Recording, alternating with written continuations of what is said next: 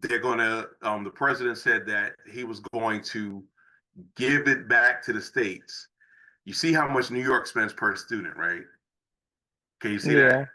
Yeah. Almost 25,000. Now look at and New York is about 8th or 9th in outcomes for education.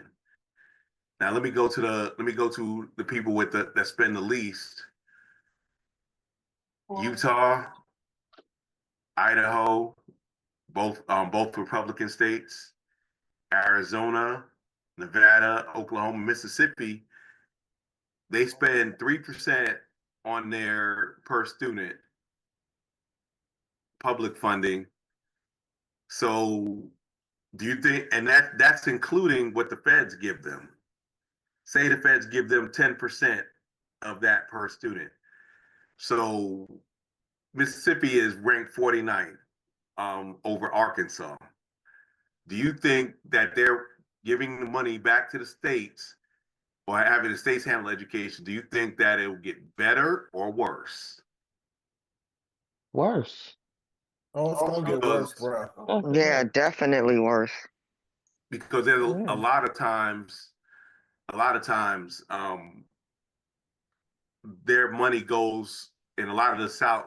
You know, a lot of the South, football is king. So a lot of their money goes into that. If they split education and they also segregate, they make all black schools.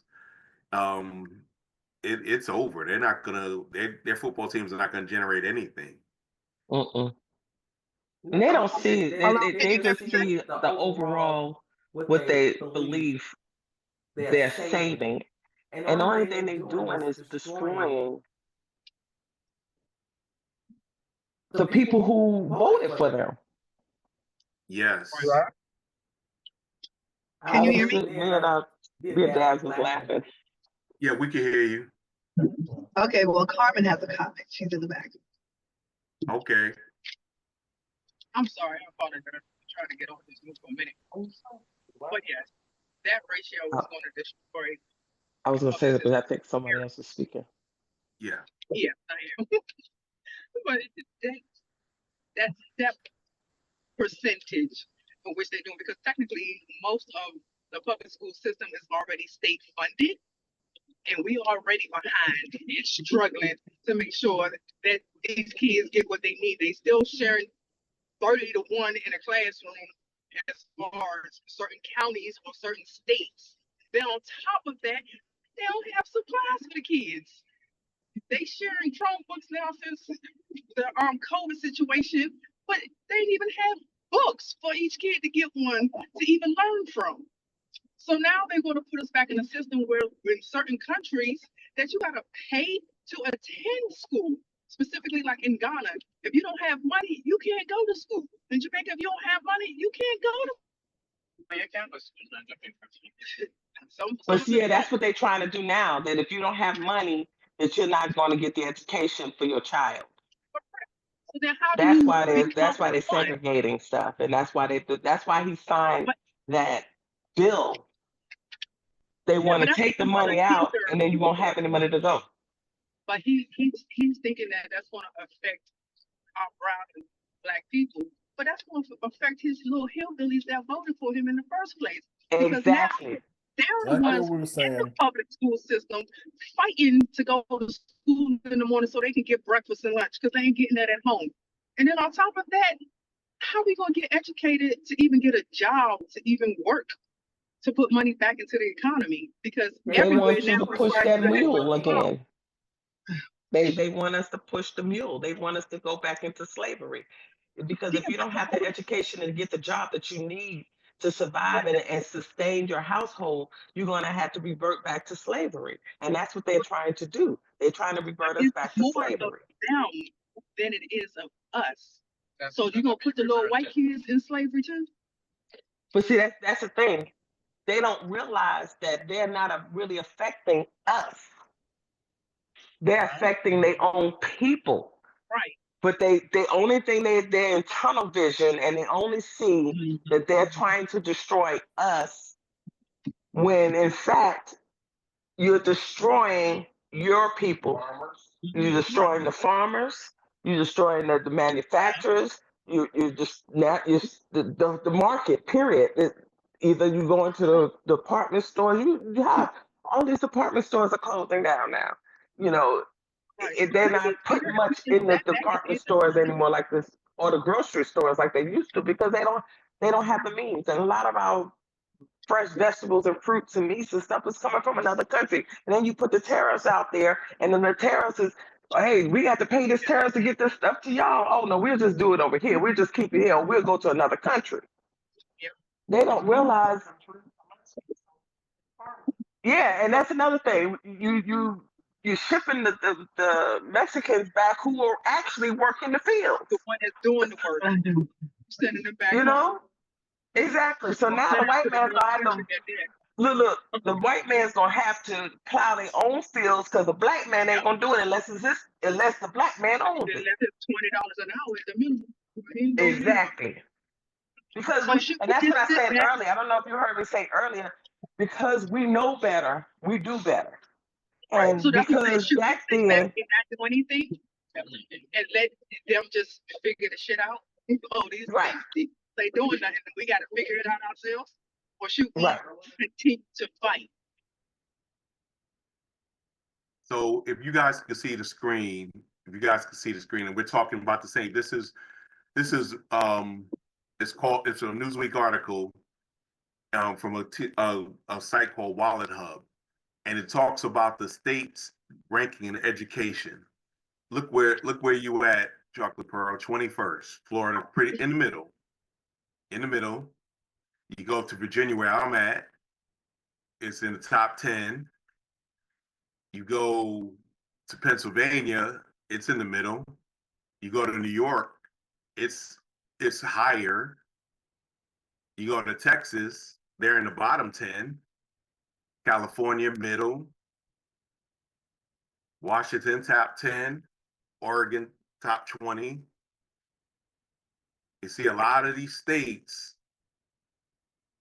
Colorado, and Colorado's a pretty decent state, and they have blue pockets. Kansas 23rd, Nebraska 24th. This is the middle of the country, the breadbasket of the country. And you see where most of them rank in the middle. Alabama 45, Mississippi 49, Arkansas 47, New Mexico 42, Arizona 36, South Carolina 38, Georgia 30th, Tennessee 39th, North Carolina 22nd, Kentucky 43rd, West Virginia, the state next to me, 50, the absolute bottom. Yeah, it's interesting where things go. Hit that Alaska. Yeah, yeah, but they're going to be there for a while. And check this out, they also have a high concentration. Most of the people with money work for the government, and they got hit hard. So you can imagine. Hey, Alaska, we want to see Alaska. Alaska is 31st, and Hawaii's 18th. So they're both in the middle. They're both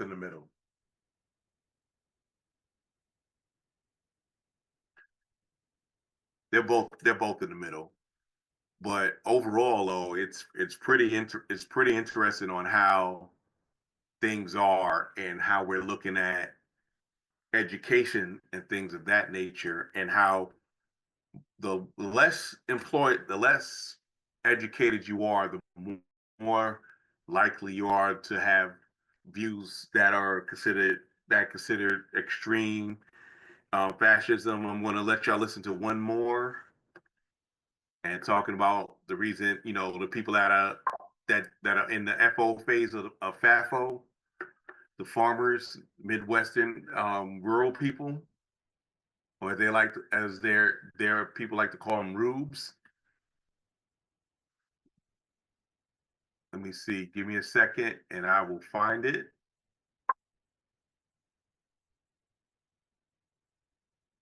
And one more, just a little. Just give me a. looking for a certain tagline. I know what it is. And these two guys tell who tended to vote for the current president. And I'm looking.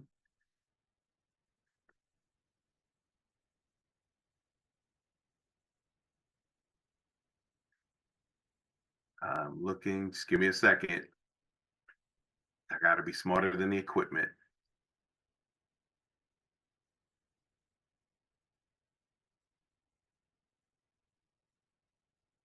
Oh, I just want y'all to talk about the economy was bad. I just want y'all to hear something for fair use.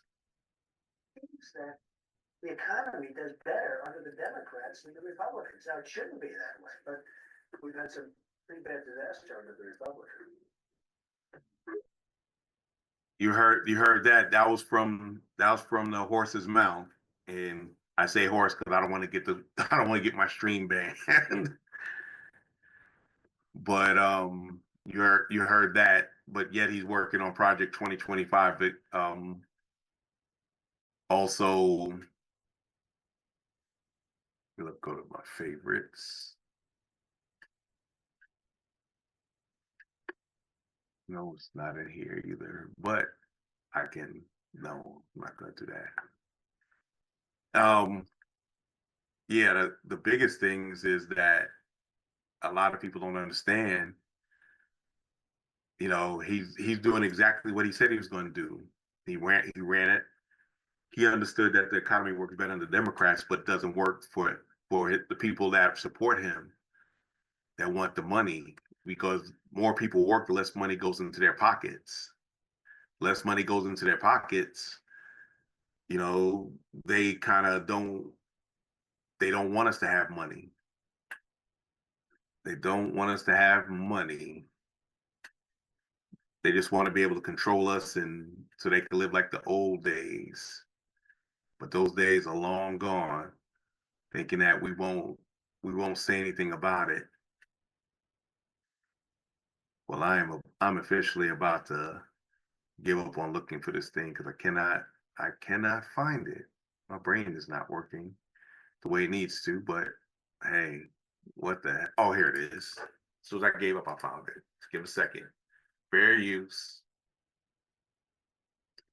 Why are white rural voters a threat to democracy? They're the most racist, xenophobic, anti-immigrant, anti-gay, geodemographic group in the country. Second, they're the most conspiracist group. QAnon support and subscribers, election denialism, COVID denialism, and scientific skepticism, Obama birtherism. Third, anti-democratic sentiments. They don't believe in an independent press, free speech. They're most likely to say the president should be able to act unilaterally without any checks from Congress or the courts or the bureaucracy. They're also the most strongly white nationalists and white Christian nationalists. And fourth, they are most likely to excuse or justify violence. So Trump comes in and says, let's just hate on cities. Let's just hate on minorities. Let's hate on immigrants. And at least they can deliver on it. So they're not even voting in their material interests anymore. He was just a conduit for their rage, their anger, their resentment. And that turned out to be what they wanted. And it wasn't really about the material conditions of their lives, because he didn't improve their lives, but he got more support in rural areas in 2020 than he had in 2016, despite the fact that none of their problems had gotten any better under him. All that he gave them was a way to essentially give a big middle finger to Democrats, to people who live in cities, and to the rest of the country. They're pissed off. They are pissed off, and they have some reason to be with both parties. White rural rage, the threat to American democracy. Every day is Juneteenth on Voters, a threat to them. So y'all heard that. Y'all heard that. Dabs, what do you think about that?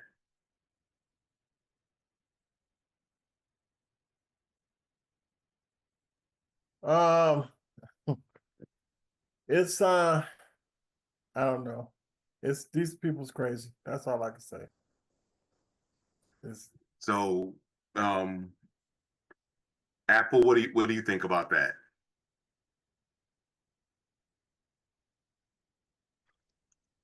I'm sorry, I was actually What I think about it. I think they're getting what they voted for. Yeah, It's, but I they always mean, blame us. They always blame us or somebody like us yeah, they're when gonna they blame us because it's when you do something that you know you shouldn't have done, of course you're gonna try to pass the blame or pass the buck or use other people as scapegoats. Of course they're gonna blame us, Democrats, people of POC, they're gonna blame us because or I'm surprised they're not still using the same mantra, it's Obama's fault, that they used for 8 years, you know what I mean? Yeah, definitely. They didn't think because they were so steeped in their classism and racism that they didn't realize that they were cutting off their nose to spite their face just to make sure that we didn't have. And now they finding out, especially the rural farmers who depended on, Okay. I'm going to say it, welfare, because that's basically what it was. They were getting handouts from the government in order to maintain their farms and the businesses, and they don't realize that the Black farmers never really relied on these things because they never qualified for them. But only thing they see is, oh, handout to Black and brown people, handouts, not realizing that they're the biggest demographics getting these handouts. And now you shot yourself in the foot, so to speak, by voting against your best interest, and now you want to cry about it. I have no sympathy. Wow. I mean, I'm an empathetic person, but that's like you telling a child not to touch a hot stove, and they go ahead and touch the hot stove and then cry because their hand got burned. And then just like our mother, she would say, "See, I told you not to I do it." told you not to do it, And right? laugh at you. So we understand. But I So want to thank all this everybody. crying now, like it's a moot point. Why are you crying now? You should have cried when you should have known it was coming because we told you it was coming. See, they 2025 told them, but they subscribe wasn't to- listening. Yeah, they subscribe to laugh now, cry later, because that's exactly what they're doing. And on that note, and on that note, I'm going to close the show. This has been a wonderful show. I want to thank everybody for participating tonight. Before I go, I would like to give my co-host a shout out, Chocolate Pearl, my favorite girl. What you got to say before we go off? I just say we need to stand strong, stand together, and speak loud and proud, and don't let what they're doing to themselves deter what we still need to do And as a people. Miss Apple. Basically what I left off with is just, they're finding out because they messed around, and we're going to be all right because we're used to the struggle. That's all. That's what we were born in. That's what we were raised in, the struggle. This is not struggle to us. This is every day. And once, I'm kind of upset about the segregation, but I'm kind of not, because I think that we're going to suffer the blowback, but we'll be able to rebound from it. But it is what it is. What can you do now? We didn't vote for it. All right. You're right. Well, I do out want to there. say one thing that Apple just kind of reminded me. I was trying to say it earlier. We were watching a commentary from Roland Martin, and he had a teacher. He was in Texas, and he was in front of, I think, a school at the time. But anyway, he was talking about what was going on, and basically what we're saying, you just don't be crying about it. And so what he had, a shirt he had on was, "Don't blame me. I voted for the Black woman." I Very told Dabs that I need to make a shirt for us to wear. Don't blame me. I voted for the Black woman. So yeah, that's what I wanted to say. We need to stand strong, stand proud, and remember who we voted for and remember who we are. and who we are. Yes. That's what's up. So I want to thank everybody for coming on. I know Miss Dreams just getting back from her vacation. She probably had a great time.